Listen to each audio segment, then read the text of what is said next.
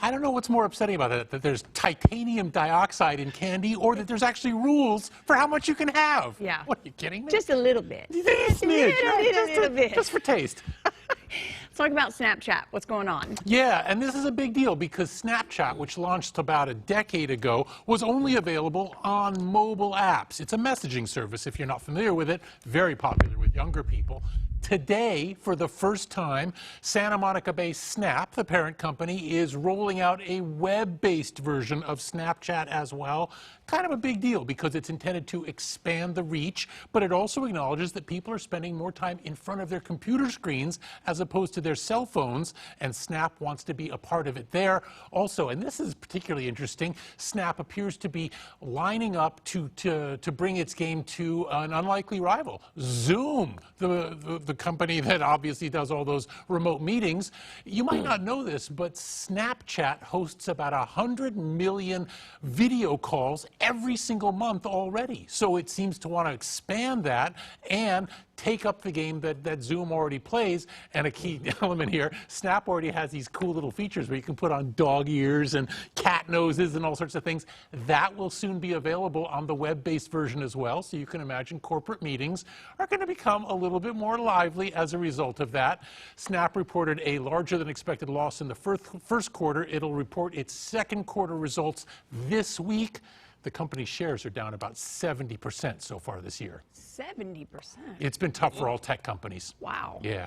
All right, Uber, they're going to pay out millions to settle a lawsuit for overcharging people with disabilities? Yep, they had to be dragged to doing the right thing, but they are doing the right thing. After being sued by the Justice Department in November for allegedly discriminating against the disabled, Uber has now agreed to pay more than $2 million to make this case go away.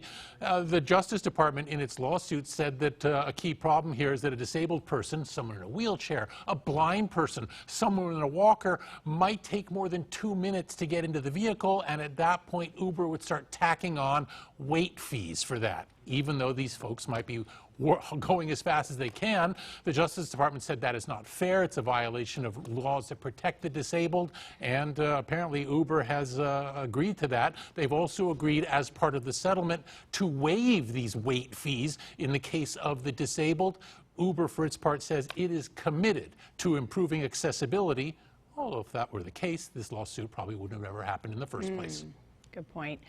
Toys R Us stores, I used to love to go in those because they have all the cool board games like Candyland and all that. They're coming back. They are, and you know, Toys R Us, one of those unkillable brands. We've been talking about Toys R Us for years. The company went bankrupt in 2018 and closed down all its stores at that point, and there have been several false starts trying to bring the Toys R Us brand back. Of course, the pandemic didn't help, but now they've got a big partner out there.